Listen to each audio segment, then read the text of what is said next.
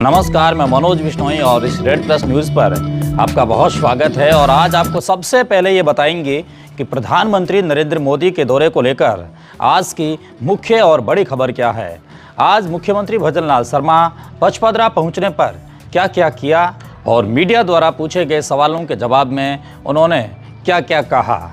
और इसके बाद आपको बताएंगे कि सरकार को हमेशा कटघरे में खड़े रखने वाले कांग्रेस के नेता गोविंद सिंह डोटासरा आज स्वयं कैसे कटघरे में सम्मिलित हो गए हैं। लेकिन अब सबसे पहले खबर की ओर लौटते हैं और पहली खबर की ओर लौटते हैं।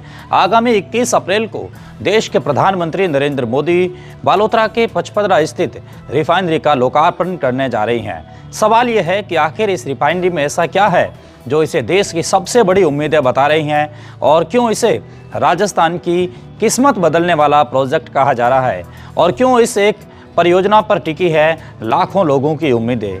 देखिए, आज दोपहर 1 बजे राजस्थान के मुख्यमंत्री भजनलाल शर्मा खुद पचपदरा पहुंचे और उन्होंने वहां तैयारियों का जायजा लिया, ब्लूप्रिंट देखा और अधिकारियों से चर्चा की और साफ शब्दों में कहा कि ये सिर्फ एक प्रोजेक्ट नहीं बल्कि राजस्थान के गौरव का प्रतीक है। और उनके साथ मुख्य सचिव वी श्रीनिवास और डीजीपी राजीव शर्मा और भाजपा प्रदेश अध्यक्ष मदन राठौर और कई मंत्री विधायक मौजूद थे। मंत्री के बिश्नोई भी मौजूद थे। यानी पूरा सिस्टम इस कार्यक्रम को ऐतिहासिक बनाने में जुटा हुआ है। लेकिन सबसे बड़ा सवाल यह है कि आखिर इस रिफाइनरी की कहानी क्या है। ये कहानी आज की नहीं है, ये कहानी 2013 से शुरू हुई इस यात्रा की है, जब सोनिया गांधी ने 22 दिसंबर 2013 को इसका शिलान्यास किया था। उस समय प्रदेश में अशोक गहलोत की सरकार थी, यानी कांग्रेस की सरकार थी, और शुरुआती लागत थी इसकी करीबन 37,230 करोड़ रुपए की। लेकिन जैसे जैसे वक्त बदला, सत्ता बदली, नीतियाँ बदली और वैसे वैसे इस प्रोजेक्ट का आकार भी बदलने लग गया। 2018 में जब नरेंद्र मोदी ने दोबारा इसका शुभारंभ किया तब लागत बढ़कर 43,000 करोड़ रुपए के आसपास पहुंच गई। इस बार कुछ और अधिक लागत हुई है और ये एक उछाल आया है। और अब 2025 में संशोधन के बाद इसकी लागत पहुंच चुकी है करीब 80,000 करोड़ रुपए के आसपास। यानी कि तीसरी बार इस पूरे प्रोजेक्ट के अंदर इस राशि को आज की तारीख में बदली गई है। यानी ये देश के सबसे महंगे और महत्वाकांक्षी प्रोजेक्ट में शामिल हो चुका है ये पूरा रिफाइनरी का प्रोजेक्ट। अब जरा सोचिए, इतना बड़ा धन निवेश और आखिर क्यों किया जा रहा है? तो जवाब है रणनीति है। और ये रिफाइनरी सिर्फ तेल को शुद्ध करने का प्लांट नहीं बल्कि यह एक इंटीग्रेटेड पेट्रोकेमिकल कॉम्प्लेक्स है। यानी यहाँ रिफाइनिंग के साथ साथ पेट्रोकेमिकल प्रोडक्ट्स भी बनाए जाएंगे। यानी कि तेल का शुद्धिकरण भी तो होगा लेकिन उनके साथ में तेल से संबंधित कुछ प्रोडक्ट भी बनाए जाएंगे और यही इसकी सबसे बड़ी ताकत है। पचपदरा रिफाइनरी की सालाना क्षमता 9 मिलियन टन कच्चे तेल की है और इसके साथ 2 मिलियन टन का पेट्रोकेमिकल कॉम्प्लेक्स भी तैयार किया जा रहा है और ये बहुत बड़ा पेट्रोकेमिकल कॉम्प्लेक्स है।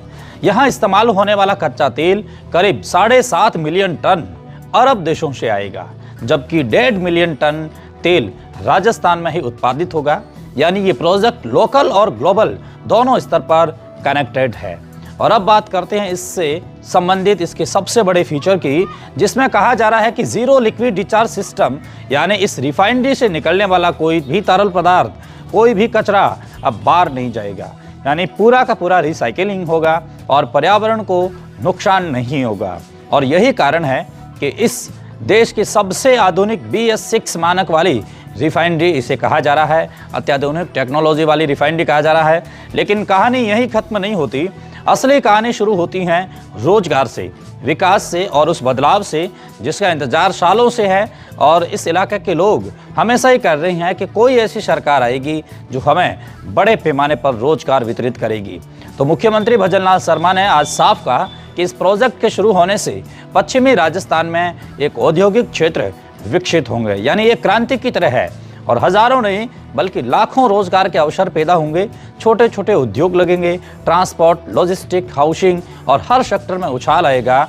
और यही वजह है कि भाजपा संगठन भी पूरी तरीके से इस प्रोग्राम को सफल बनाने के लिए ताकत झोंक चुका है। प्रदेश अध्यक्ष मदन राठौड़ आज खुद 3 दिनों तक बालोतरा में रहेंगे और आज आने के बाद उन्होंने व्यवस्थाएं संभाल ली और पूरी मीटिंग भी की, कार्यकर्ताओं को जुटाया गया, हर गांव से लोगों को बुलाया जा रहा है, क्योंकि ये सिर्फ एक उद्घाटन नहीं बल्कि एक राजनीतिक और आर्थिक संदेश भी है। इससे पहले प्रधानमंत्री इसी नक्शे का कई बार सोशल मीडिया के ऊपर एक वीडियो भी वायरल हो गया कि वो देख रहे हैं, इसको संवार रहे हैं। और अब जरा राजनीति के एंगल से भी समझिए कि प्रधानमंत्री नरेंद्र मोदी पिछले 2 महीने में दूसरी बार राजस्थान आ रही हैं। इससे पहले 28 फरवरी 2026 को अजमेर में उन्होंने 16,000 करोड़ से ज़्यादा की परियोजनाओं का उद्घाटन किया था और 21,000 से ज़्यादा युवाओं को नियुक्ति पत्र सौंपे थे। यानी साफ है कि राजस्थान इस समय केंद्र सरकार के फोकस में है और ये केंद्र सरकार चाहती है कि राजस्थान का बड़ा और अच्छी तरीके से विकास हो। लेकिन सवाल ये भी उठता है कि आखिर इतने साल क्यों लगे? क्या यहाँ कोई रणनीति बनी है? क्या इतनी कोई लागत बढ़ी इसलिए? और क्या है इस देरी का असली वजह क्या है? और क्या इस देरी का खामियाजा जनता को भुगतना पड़ा? ये सवाल विपक्ष भी उठा रहा है, लेकिन सरकार का जवाब है कि अब जब ये प्रोजेक्ट तैयार है तो इसका असर आने वाले 25 साल तक दिखाई देगा। अब अगर आप पश्चिमी राजस्थान को जानते हैं तो आप समझते हैं कि यहाँ की सबसे बड़ी समस्या क्या है? पानी की कमी, रोजगार की कमी और उद्योगों का अभाव।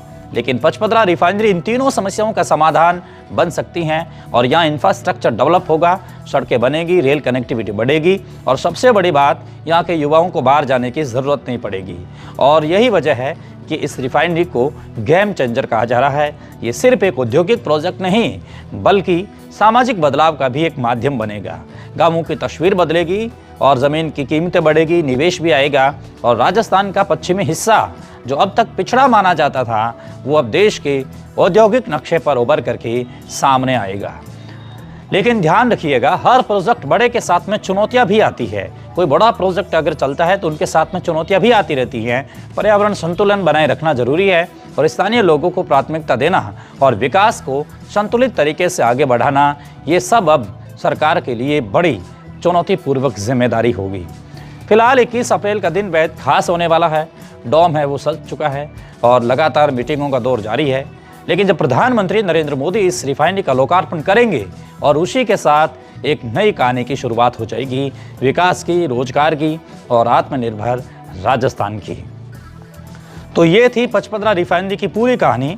एक ऐसा प्रोजेक्ट जो सिर्फ ईंट और पत्थरों से नहीं बना बल्कि उम्मीदों और संघर्षों से बना है और संकल्प से तैयार हुआ है। अब ये देखना है कि आने वाला समय ये उम्मीदों के ऊपर कितना हकीकत में बनता है और ये देखने वाली बात है कि इस पूरे प्रोजेक्ट से कितना क्या फ़ायदा होता है। अब अपन दूसरी खबर की ओर लौटते हैं जो सिर्फ एक वाक्य नहीं बल्कि लोकतंत्र की संवेदनता पर बड़ा और सीधा सवाल खड़ा कर रहा है। बकवास बंद कर नीचे बैठ, ये शब्द राजस्थान के कांग्रेस के प्रदेश अध्यक्ष गोविंद सिंह डोटासरा के हैं और ये कोई बंद कमरे की बातचीत नहीं थी। ये कहा गया है खुले मंच से जन सुनवाई के दौरान अपने ही विधानसभा लक्ष्मणगढ़ में। अब जरा तस्वीर समझिए कि ये जो आपके मोबाइल की स्क्रीन पर ये जो दिखाई देने वाली तस्वीर है, पहले इसे समझिए कि गोविंद सिंह डोटासरा क्या कह रही हैं।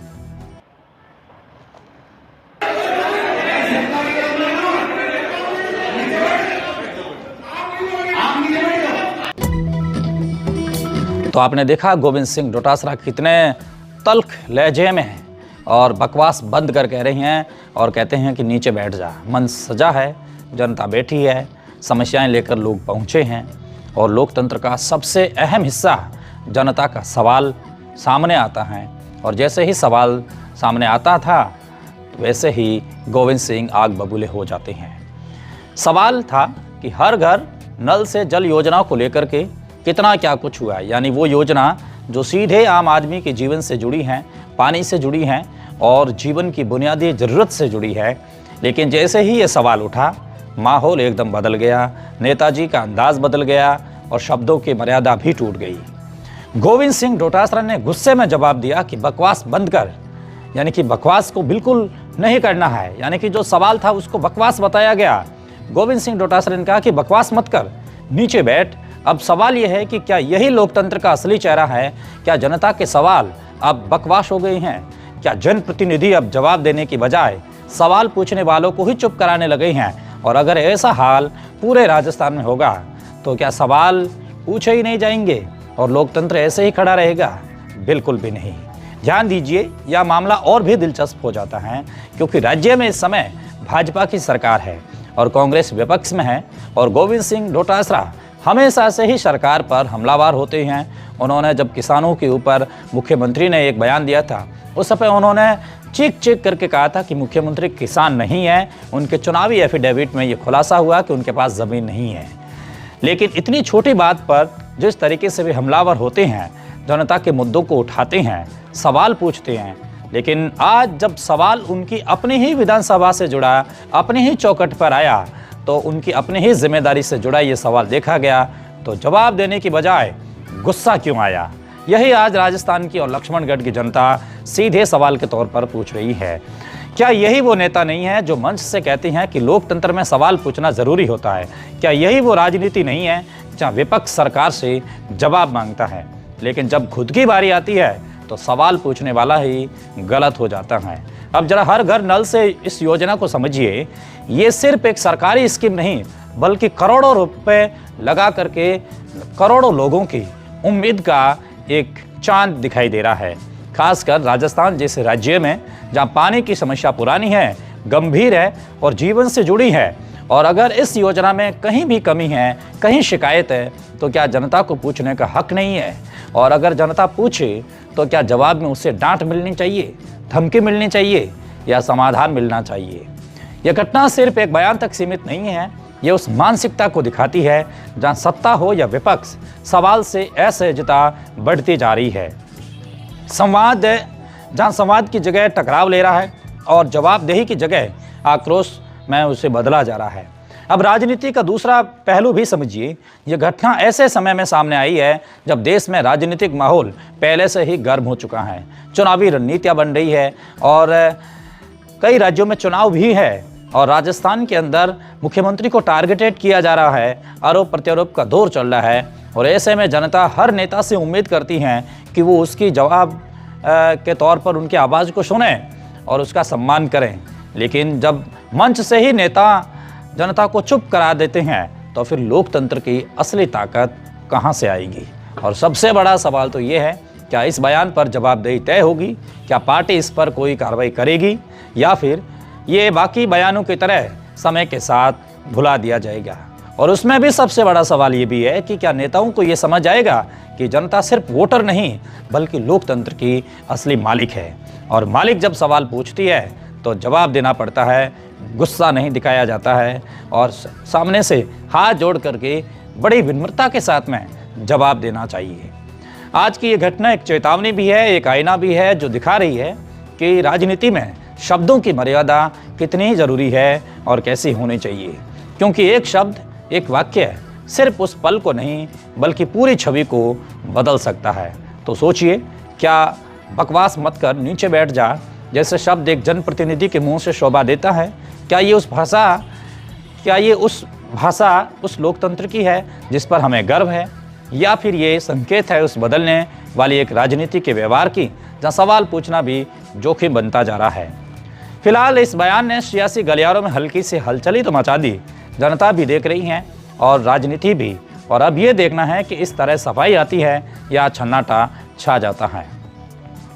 और आखिर में हमेशा की तरह जीवन से जुड़ी एक छोटी सी और गहरी बात आपको बताते हैं। जीवन में सबसे बड़ी जीत दूसरों को हराना नहीं बल्कि खुद को समझना है, और जो इंसान अपने विचार को बदल देता है, अपने विचार को समझ लेता है, वही अपनी किस्मत भी बदल देता है।